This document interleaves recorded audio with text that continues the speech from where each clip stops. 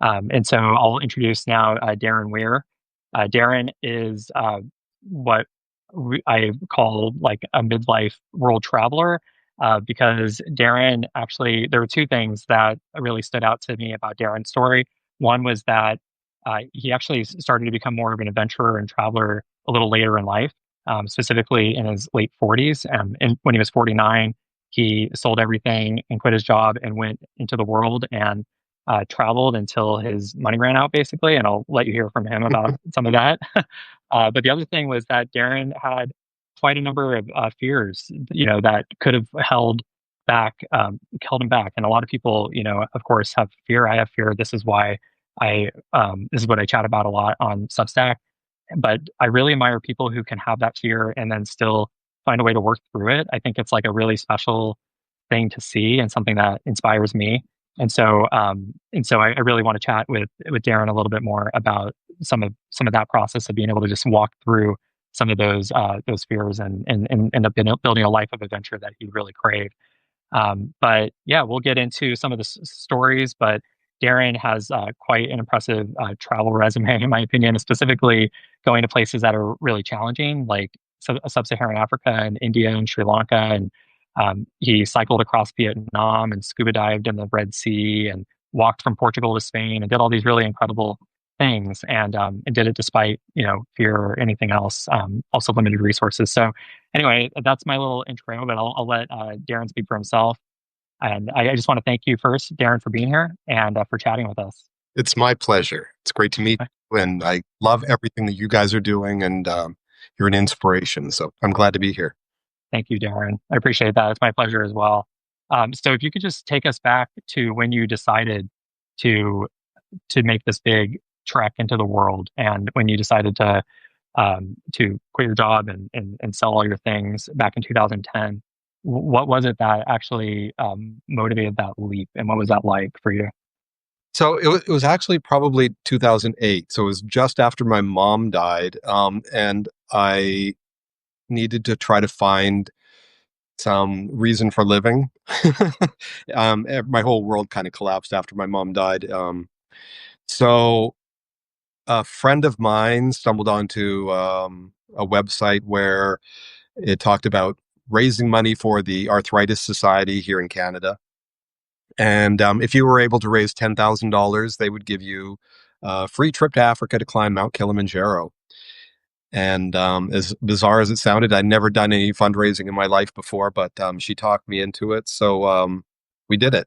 And both of us achieved our goals, and both of us ended up going to Africa and climbing Mount Kilimanjaro. And that was an experience that was life changing.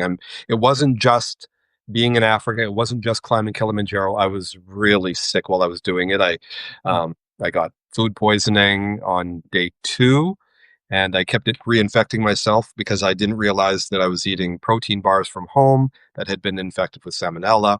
Mm. And so I continued to eat those for a couple of days, getting sicker and sicker and sicker until finally I stopped eating them and I started to get better, and I continued climbing and I got all the way to the summit. And when I did that, I bawled my face off. And I couldn't believe that I'd achieved something like that. I never thought I had something like that in me. But once I realized that I did, then I decided the whole world was my oyster. I could do anything I wanted, and I would try to do some of those things, explore some of my dreams and make them a reality. Then in 2000, after I got back, my relationship, 23-year long relationship, ended, and we had all the condo and everything we owned, and split it all up 50-50. So I had a whole sack full of money and a whole pile of dreams, and I decided I could either buy another house and start all over again and continue working every day and plugging in at a job that I wasn't really very happy with anymore. So I took the money and I ran. Wow. Yeah. And what was this something that you had kind of always thought about, like even like in your 20s and your 30s and early 40s and things? Was this kind of growing inside of you as an idea at all? Not that big uh, of a break. But travel has always been like I've loved the idea of travel. My dad was in the Canadian Navy, and I used to love to listen to the stories that he would tell. And I thought when I was even a kid that one day I'm going to see Spain myself, and I'm going to go to Rio de Janeiro and all these places that he talked about. Um, but I didn't. I got trapped in the grind, the daily grind, and um, chasing a living and my career. And because I was in media, you can't really just take a break and walk away. You're pushing and making a name for yourself. Um, yeah. So eventually, I just I did it. Yeah, that's something I want to talk about a little bit with you too, specifically about stepping away from your career in, your prime working years still, and what that's like. That's also something I can relate with. I was 38 when I left my job and a really good career that I could have had for the rest of my life. And, things that I was doing work I was proud of and that made a difference. But at the end of the day, it just wasn't that fulfilling, at least compared to the other alternative. And when I found that alternative, I just couldn't say no to it. And so I did it, and, I don't know what the implications of that will be long term, if I ever needed to come back or wanted to come back or whatever, but, that's something I wanna talk to you a little bit about, in the future or yeah, do you have anything to add? Well, I mean, my perspective on it is they can't take away your experience and your reputation that you've already built, and you've already got that, and people that you have worked with know that they know how you work, and so when it's time for you, if you ever decide to go back, as long as there's a door open, I'm sure that you won't have any trouble back into your career you wanted or into another career based on your skill set or anything else. That's how it was for me. They when I left my they tried to get me to stay, and I said no, no, no. And then they said, "How about if we give you like a year off a sabbatical and you can come Mm, back here?" And I said no. I didn't want to be tied to specific dates, um and knowing that I had an end zone that I had, that it wasn't open ended. I needed an open adventure. that's what I was gonna ask you about that also, is how much of it you had planned ahead of time and whether you were planning to leave indefinitely or how that went. Can you describe a little bit about, like, where you started your journey and roughly what you were thinking about how long you'd be gone, if at all? So yeah, yeah. I mean, this was my life adventure, and so I wanted, and I knew I was going to be gone for 2 years at least. So I wanted to ease into it, and I wanted to see family and friends before I left. So after I left my job, I quit my job. I went to New York and had my 50th birthday there with one of my best friends, and so we had a great time in New York. Um, then I went back to Alberta in Canada, Western Canada, where I'm from, and saw my family there and some friends. Then I went down to LA and saw more family there. And then I went to Hawaii, and my best friend lives in Hawaii. So I spent Christmas and New Year's with her and her husband. And then I left from the beginning of my journey. And that's when I went to Vietnam and I did a cycle tour for a month, cycling from Saigon to Hanoi. It was absolutely phenomenal. Hmm, I went to uh, Cambodia, Thailand, then India for 3 months. When I was there, I went to Nepal and Sri Lanka, um, and then off to the Middle East and spent some time in the Middle East, Southern Europe. Yeah, and I ended up living in Israel for probably about a year and a half. wow, and when you went to even Vietnam, did you know that that was where you were gonna start your journey when you left your job? Or was that something that evolved Yeah, no. or So kind of I've been probably about 6 months before I went. I started planning this out. So what I did was I made a list of all the places that I ever wanted to see in the world, and then all the events and things like that that I wanted to experience, um, and festivals and that kind of thing. And I correlated all the information and then I mapped out my trip. And so I booked.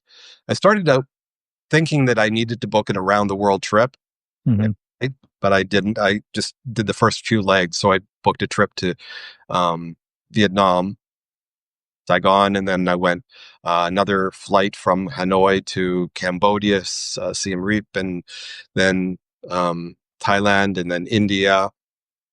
And I think that's about where I stopped. I didn't. I don't think I did too much more after that booking. Um, but I wanted to at least have a plan getting started, Yeah. ease into it. Yeah. That's cool that you committed to that. That amount of time. I had something similar too, where when I before I left my job, I had one coworker kind of frantically come to me and say like, you should have asked for a leave of absence, and like you can still there's still time. Like you'll probably get a 1 year leave of absence and you can come back. And I said I was actually actually having a really fearful day that day about everything we were planning to do, and so I kind of started to entertain the idea for a second, and then realized like, no, that's not what I want to do. I don't want to have an easy out. I want to commit to this adventure. And something that Corey and I talk about, my partner and I, is we are committed for at least a year to this life. Like if we hated it, if we just like hated every day, we would have to adjust and figure something else out. But we're likely not going back to the life that we had. It would still be moving forward in some other sort of way. But I think that kind of open-ended adventure, even though it's scary, is the way I needed to do it to really commit and to really just jump in and learn and learn how to figure it out. But you recently said to me something that I loved. You said the bigger the challenge, the better the experience. You said that in a comment to one of my notes, and I'm kind of curious too. Like just as you uh, progress through your life, you have written quite a bit about how you lost kind of some touch with some more adventurous, you know, fun loving child that you were when you were out in the in the country, like riding bikes and things like that, that and that there might have been a rediscovery process that happened on this trip or right before, and so wanted you to hear a little bit more about whether this was something that you've always believed or something you learned, that the bigger the challenge, the better the experience. If you could just speak to that. Yeah, I mean, like I say, I eased myself into it, but I was like a kid in a candy store. I was living my best life. And I mean, I used to say that too. I made up some business cards from to hand out to people just like so they could follow me online and all that kind of stuff.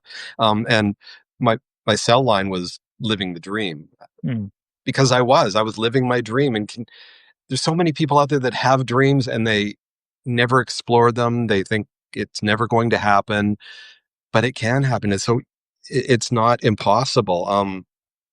I've had other people say, "Oh, I can't travel because I've got young children." It's like, yeah, you can. I encountered people all over the world who are traveling with their kids, with their pets, with like their cat. um, so it's possible. Anything is possible if you really are determined and um, stick to it.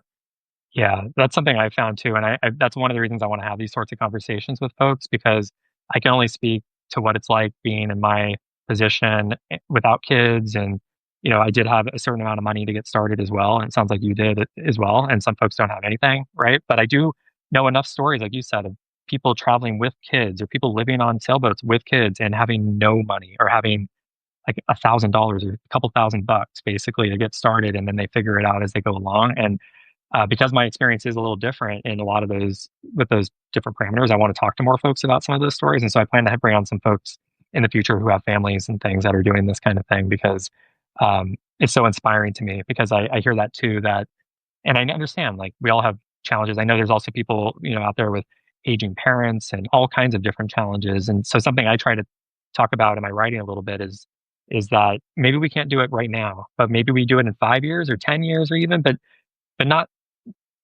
30 years or someday when we retire, like at least have a plan that we could be working toward. Because I think anything is probably possible in 5 to 10 years even, and we could take care of our priorities and obligations that we have. and save money and figure all that stuff out potentially. But anyway, I see a question in the chat here, and thanks, Brandon, for asking. Do you feel like you had to cut off any relationships when you changed your traveling lifestyle, or when you changed your lifestyle to travel full time? No. Um, I mean, my relationship ended. My 23-year relationship ended. But no, I kept my friendships. I stayed in touch with all my friends and my family. When I came back, they were there waiting for me. So no, not at all. And as a matter of fact, I made so many more friends around the world. You know, I have friends in every country of the world. It amazes me. Like on my birthday, Facebook messages. You get all these birthday messages from friends. Mhm. I have all these messages from people like in every country in the world. It amazes me. Yeah. That's cool. Yeah, I've also had that same sort of experience. I have heard from other folks that do this kind of lifestyle long term that it is harder to keep in touch with people Mhm. because you have different lives and all that, and that's all true. But I'm kind of surprised by how many people were still very supportive of us and like doing the sailing adventure. I was really afraid that when I told coworkers and my bosses specifically, my bosses at work, that I was doing this, that they were going to be like, okay, like you're an idiot, like bye or something. But it wasn't like that at all. They were all kind of like what you said about just like, oh, this is incredible. You're young. Go have fun. Enjoy your life. If you ever need a job again, if I can be a reference, whatever, like I'll be here. It was really shocking to me how supportive everyone was. So when I left, I worked for a big media company in Canada, and the president and the vice president were both down in the newsroom one day, and they came over to me and they said, "Congratulations! Heard about your this big trip you're taking, and that you're going to be traveling around the world. And I know you don't want to make any commitments or anything, but if you ever want to come back, the door is always open to you." And this is the president of CTV in Canada. If you know CTV, it like blows you away. It's like, and he was telling me that my job was there for me. So when I was in India, um, I got a call from a friend saying there's been a big shakeup in the company. The president's gone, the vice president's gone, the your boss, your direct boss in the newsroom is gone. So all of my plan B went out the door. Ooh, interesting. Wow.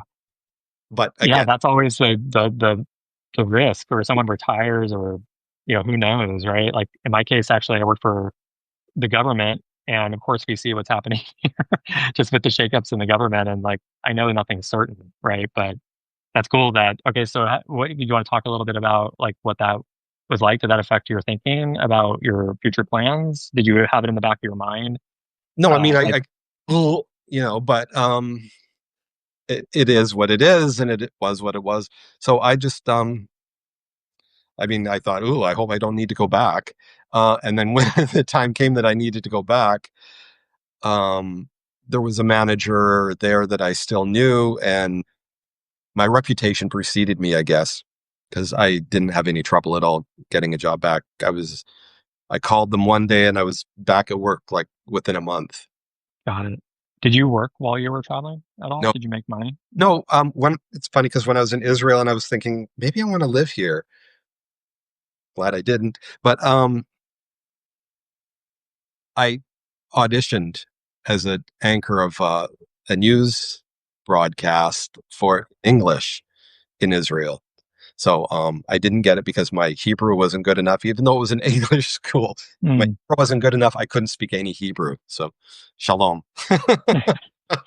Wow, that's cool that the opportunity even presented itself potentially, and that's something we're gonna have to figure out as we go along too, like how we're gonna make money. We don't know the answer to all that, but I also know that everyone figures it out. And one of my favorite, Exactly. um, like one of my most inspiring people that I've talked about a couple times in my writing is this guy, Dave Martin, who took his family on a sailing trip to the Arctic and didn't have much money. And he would like clean toilets and things like that to make money along the way. And this was in the early 2000s. And he ended up getting a pretty good gig with a sailing magazine, and took pictures and things for that and made money that way. Once he had the adventure, like he actually had a commodity to offer folks. But he has this quote about how you just need to believe you can do it. Like Mhm. you need to believe you can do it. and you do it. You do what it takes. You live. His thing is you live simply, and you do what it takes to make ends meet. And that's kind of our mantra. And You don't know. keep putting it off. I mean, I was just reading a quote today, and it was, "Someday is a disease that will take your dreams to your grave." Hmm. Yeah. Yeah. Waiting, time's going to run out. Yeah. Absolutely. Yeah, and another thing as I opened up this conversation with is something that really intrigued me about your story as well is how you've talked so vividly about some of the fears that you've had throughout your life, like specifically your fear of water and your fear of heights.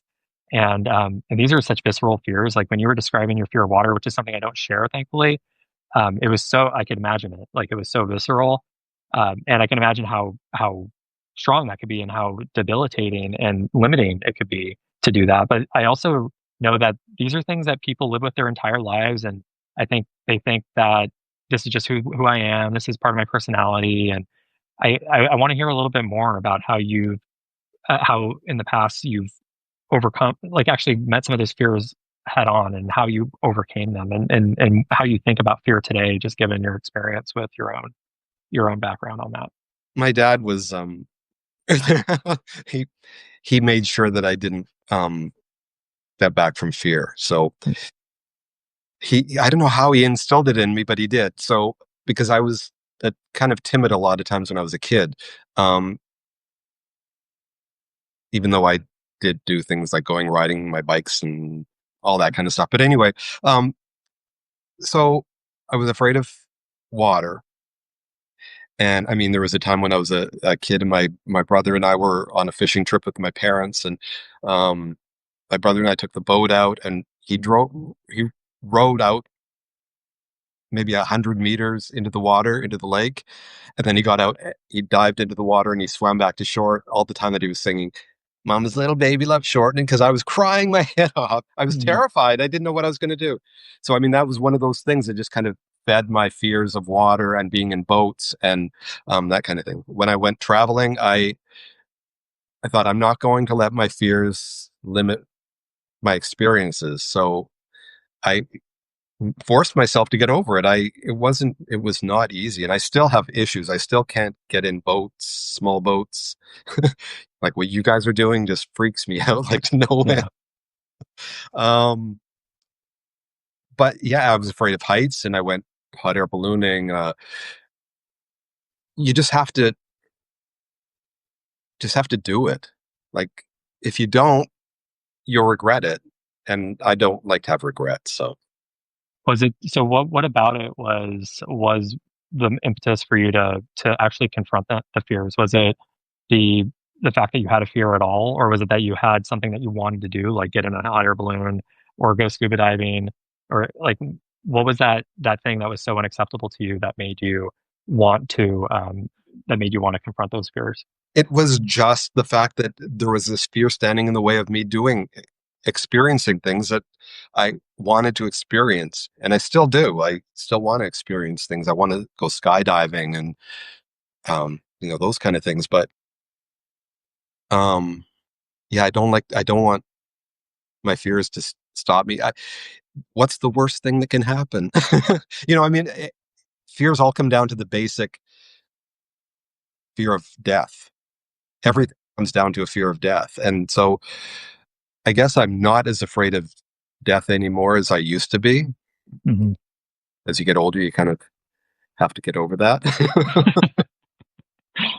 Or some people don't though, that's the thing is, like, that's what's so fascinating, I think, about people that do overcome fears to me is I know some older folks that are really fearful, I heard someone point out recently actually how, the fear of money or, like, of lack of money or financial insecurity is strong even in people in their 80s and 90s or whatever that, you would think that they wouldn't be afraid as much as you're approaching the end, but it's these fears are such a way of life. It's almost something we get attached to, or something that become a part of our identity.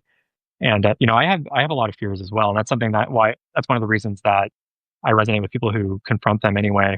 Even with our sailing, you asked like, what's the worst that can happen? Well, we could die, and it could be a slow death potentially if we're drowning, or just bobbing up in a life preserver in the middle of the North Atlantic or something.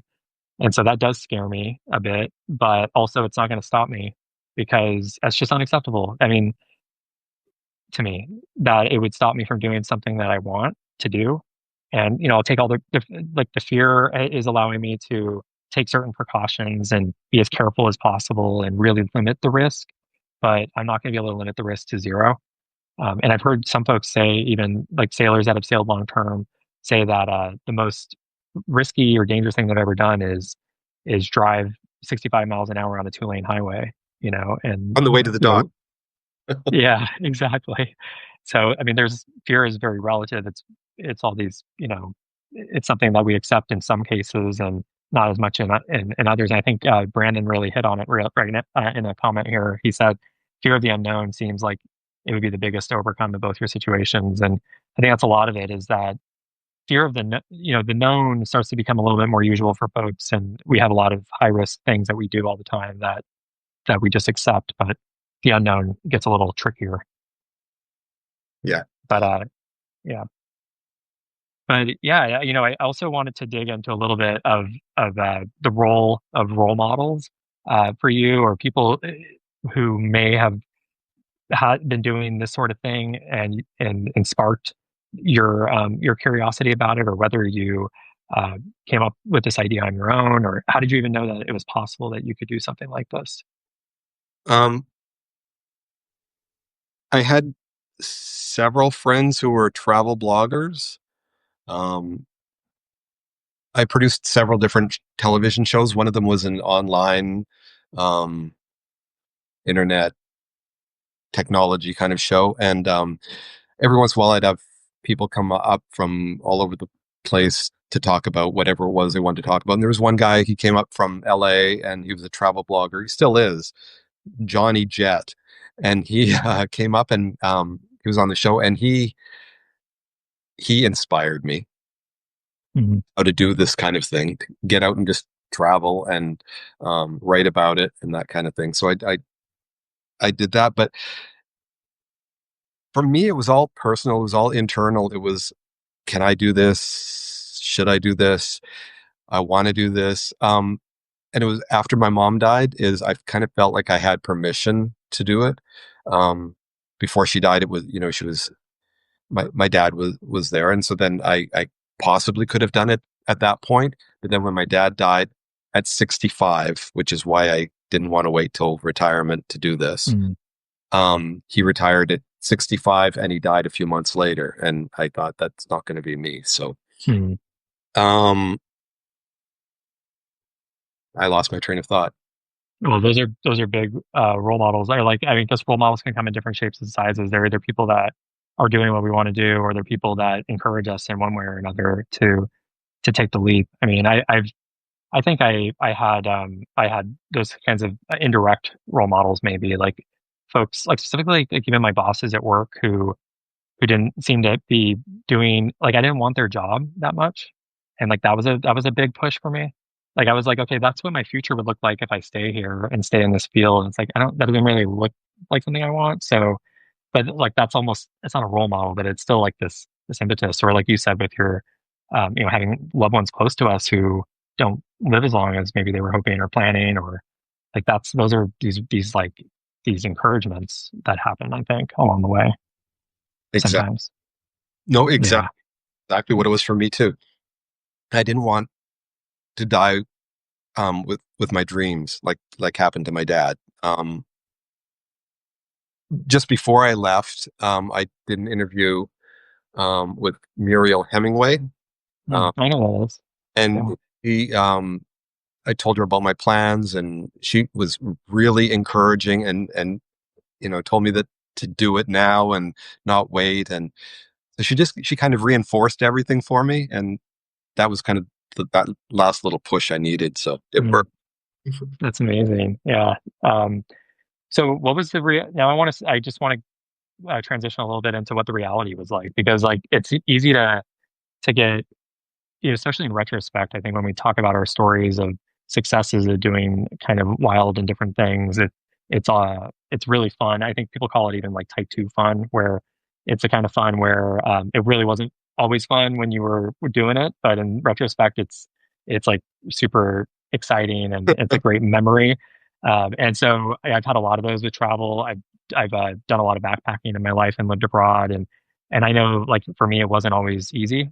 It was actually quite hard and scary and lonely sometimes when I was traveling, and so I want to get a little bit into what the reality was like. Not that it has to be negative stuff, but for you, what was it like when you left Canada, when you went to Vietnam?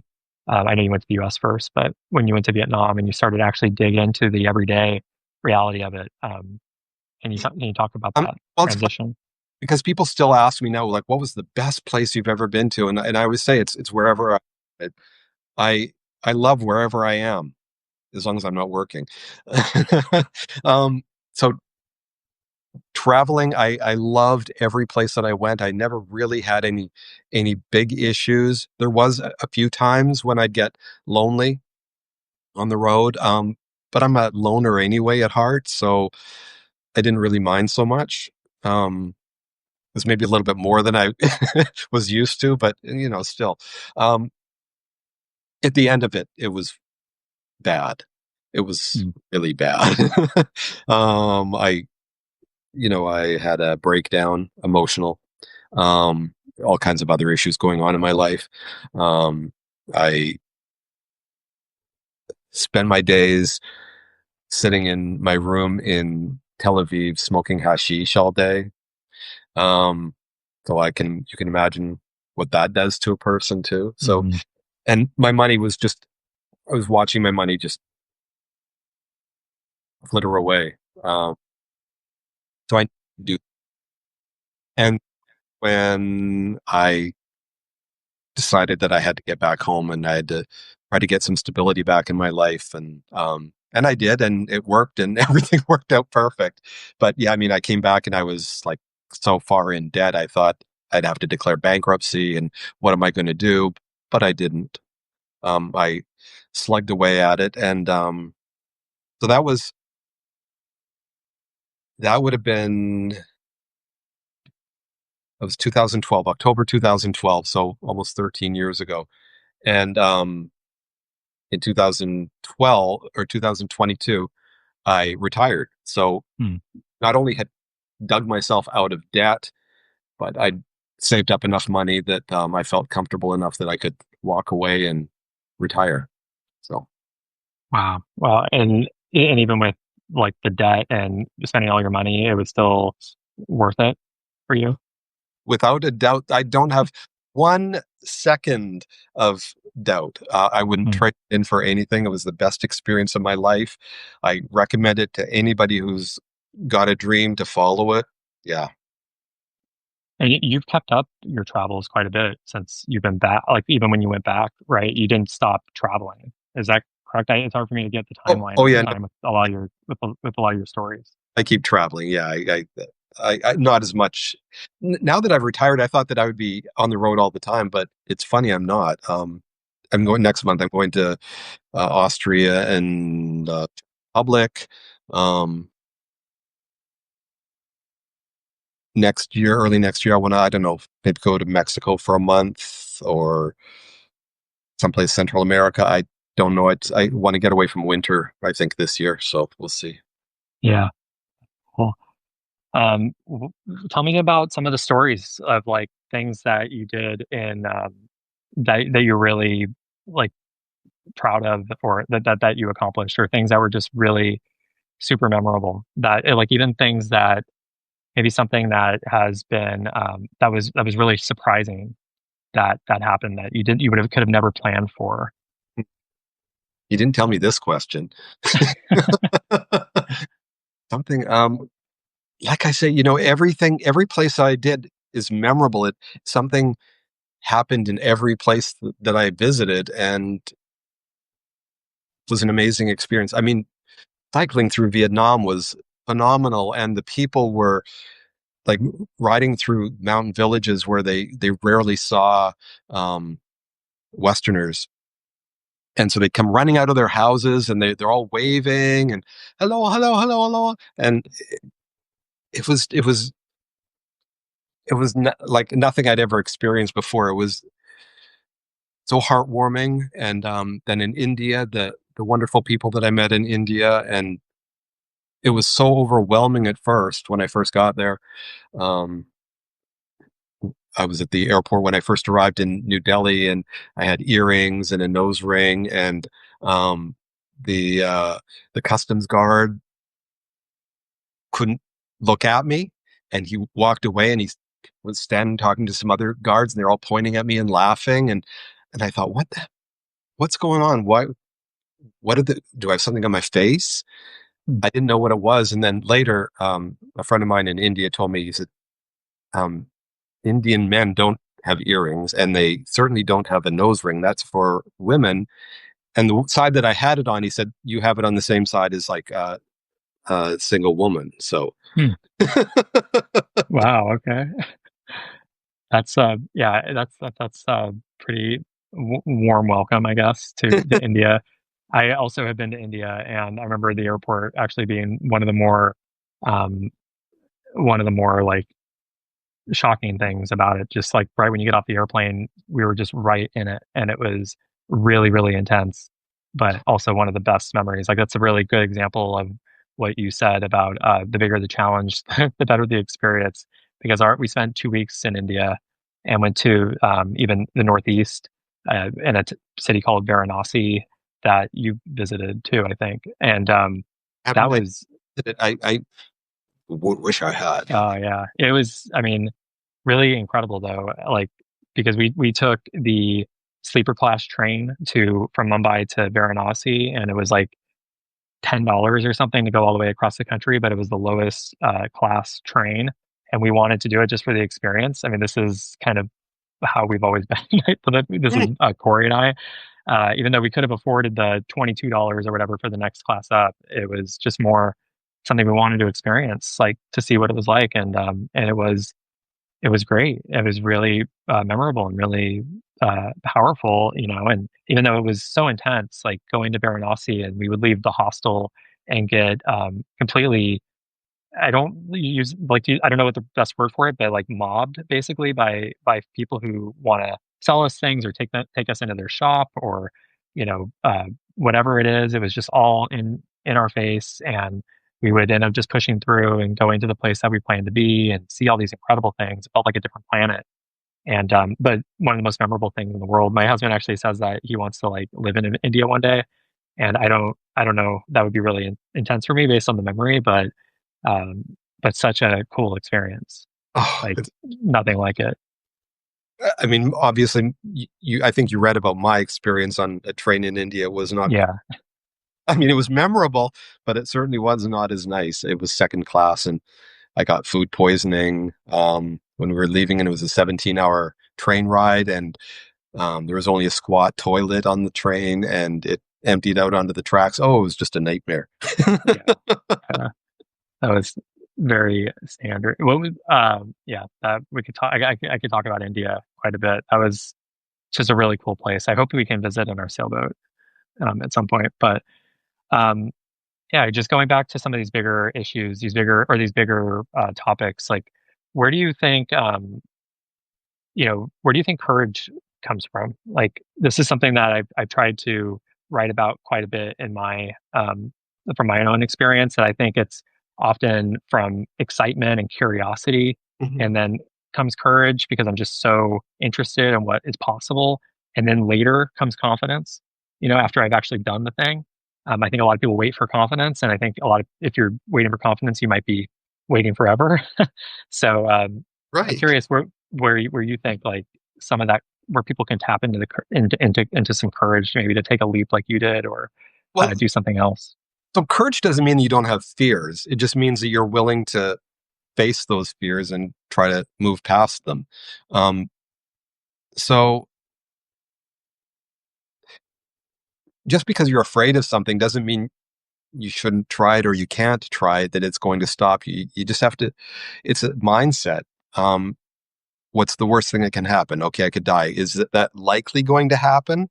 What can I do to um, diminish those risks? I see all these other people doing it and they're not dying. So maybe it's not a given that that's what's going to happen to me. You know, you have to play mind games with yourself, whatever it takes to get yourself to do it.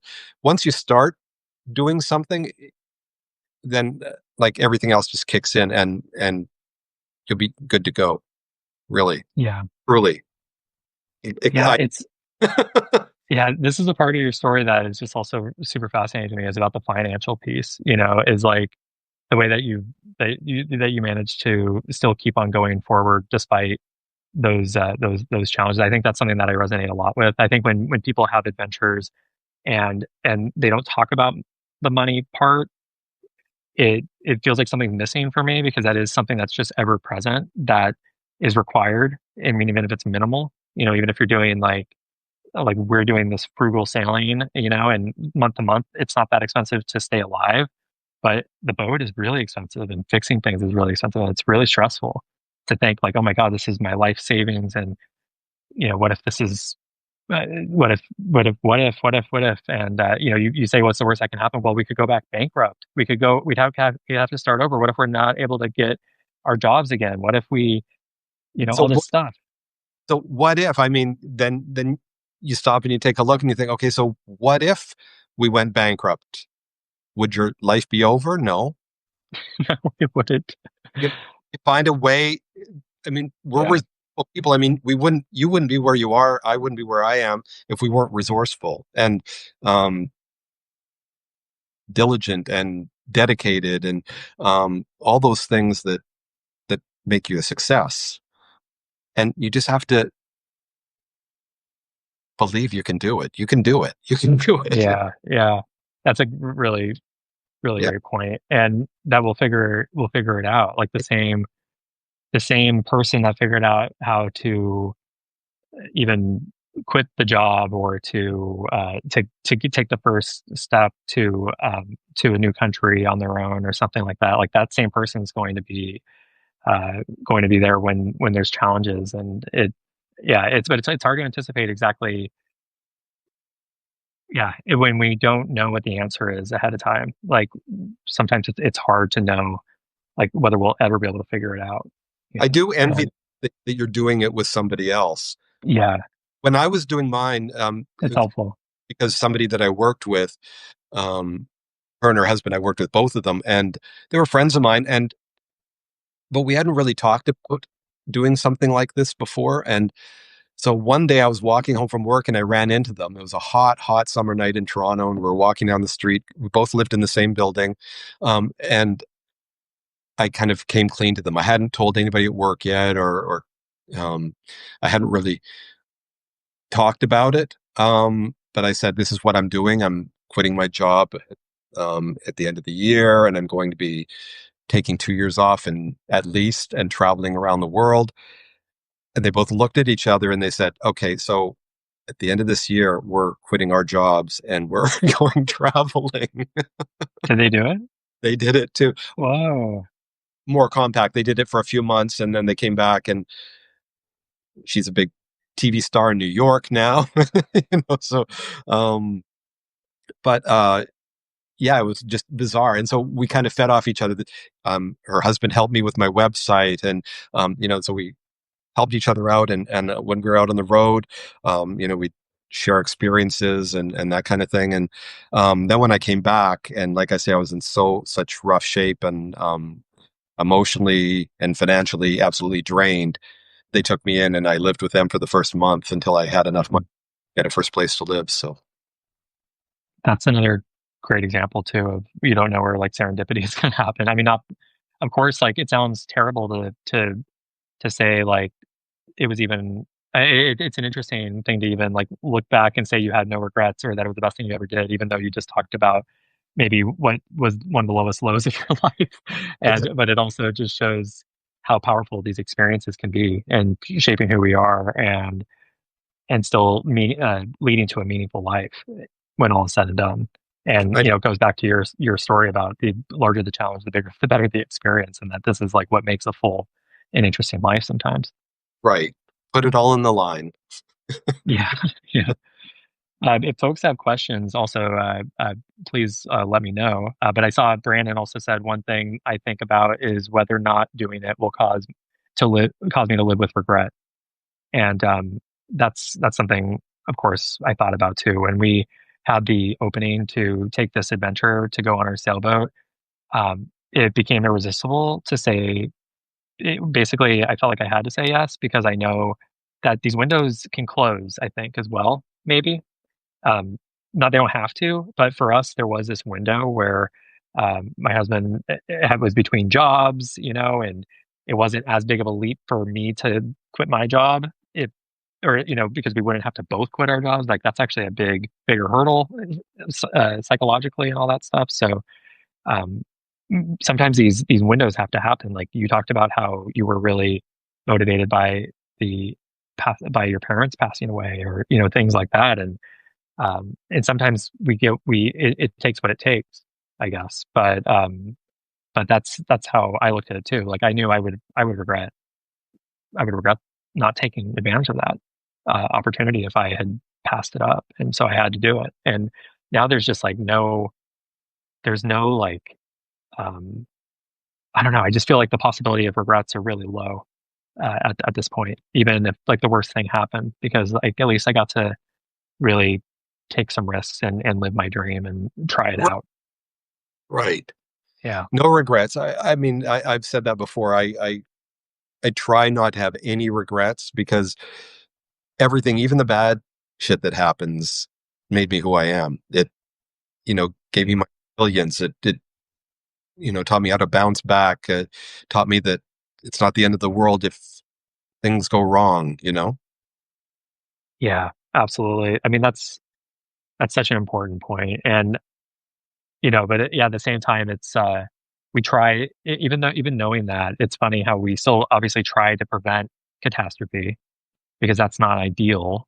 But like you said, even if it does happen, it's still something that's a lot of times very useful in making us a more resilient person, or a more empathetic person, or a more just like vibrant person, or whatever. Like these things, like it's hard to have any regrets, I guess, when we're actually pursuing our goals and doing what we want to be doing. I think it could be go the opposite way. Like if I was um, if I had shut off this voice in me that was like screaming to get out, I could have regret that. And even though let's say like I went another 10 years working my career and regretted not taking that opportunity, I guess that could also make me a more full person, and like that experience and just having that life experience could also be useful. But I'm just so glad that I'm using that 10 years hopefully to like build to be doing something that I want to be doing. But yeah. So who had the first idea? Was it you or Corey? Uh, it was Corey actually, because yeah, he was interviewing for jobs. He had lost his job suddenly last year, and the assumption was that he would just go back and find another job in the same field. And he had gone on a string of interviews, and going for interviews is, I don't think anyone really enjoys that, And so it was just like kind of a slog. Like he would have gotten a job at some point for sure, but he came home one day and just floated the idea of like doing something different. He just said basically like, "Do we have to keep doing this? Like, can we do something else?" And I was really against it because I think what was implied, or maybe it was discussed at that point, was leaving the city we were living in, Denver, which I really loved, and me potentially leaving my job or doing something else. Which it took me a second to really wrap my mind around that possibility because I was so I was just so like it was so baked into my reality of what I was doing, and I wasn't trying to make the best of it. But after a day, I always say it's like it was like on the third day, like it's like some like biblical story or something. But like on the third day, I came back and was like, "What do you have in mind exactly?" And we started to discuss it, and it evolved over time. At first, it was like the idea was to go maybe live in a new city in the U.S. and start over again somewhere, and then we started to just see what else people were doing who had been in situations maybe like us where they wanted some excitement in their lives or wanted to do something different. And so we started to get really interested in people doing or like living alternative lifestyles, and then found the sailing thing. And um, but also that was aligned with a dream that we had talked about over the years, was like sailing around the world. So it was just like a series of like weeks of discussion before this started to really take shape. Wow. Yeah. Yeah. And then we couldn't say no. And it was like a snowball. And yeah. So But And so that must have helped too to feed off each other. And when you're starting to feel down and starting to question everything, and he'll be up here and you'll be down here, and so that you can kind of balance each other out. And then when you know, when it's reversed, yeah, yeah, it was helpful, where we weren't both sick on the same day, or like depressed on the same day. Usually we can like lift each other up. But I know it can be hard for folks also who do have partners who aren't on the same page, so it can go both ways. Like I know, for instance, with a lot of sailors, there will be one partner will be really into the idea, and the other one will be kind of uh, maybe going along with it, but not exactly as gung ho as the other. So it can be hard to get on the same page. And in some ways, like being single or being on your own does open up some possibilities where you don't have to compromise as much, or you don't have to have that disconnect. yeah. No, I totally see both sides, obviously, but yeah, I just thought that it was interesting to hear your perspective and how you two came up with your idea to do it. I mean, I saw your interview with Corey, and Yeah. um, just one thing that I was wondering is who came up with this idea in the first. Yeah, yeah. It was Corey and then kind of both of us. Um, but yeah, as we're coming up on the hour, and something that I am also really curious about is just what it was like going back when you did go back to Canada and get your job back. First of all, was it the same position, and just how did it? How were you changed from this experience going forward? Um, yeah, I mean, when I came back, I had a lot of other stuff to work out, um, to wrap my head around and to get over and get through. But like I say, my friends were here, my family not here, but in Canada, so accessible. Um, yeah, it was tough to come back, and it wasn't so much because I was coming back from my adventure. It was everything else that was going on in my life. So it's kind of hard for me to nail that down to or to attribute it to um, my adventure, my odyssey, whatever you want to. Yeah. What Um, about like over the next? I think you worked for maybe 10 more years after you got back before you retired. oh, Um, within a year, I settled in back into my role, and um, it was a great job, and it was the same job, same level of pay. It was a lot of responsibility and very high stress, and but I mean, I didn't hate my job. I needed a change when I decided to quit. And that gave me a good break. When I came back, the thought crossed my mind, do I want to try something else? Is there another job out there for me? And I thought at this stage of my life, I have so much experience in media, and I can make so much money in media. And now I'm working towards my retirement. So I'm going to just stick with what I know. And it was the best decision. I mean, it worked hmm. out perfectly. So, Did the adventure affect how you lived in the interim? Like, did it change your lifestyle um, yeah, much? Like, in terms of like, were you like, okay, now I need to build in more time for adventure along the way, not put things off as much or anything like that? Did it change how you approached the I mean, remaining years of your career? yeah, I mean, now I know I can pick up and travel anywhere, at a moment's notice because I've done that. But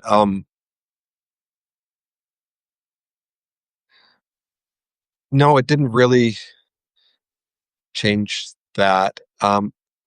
One thing that it did change was my attitude toward things.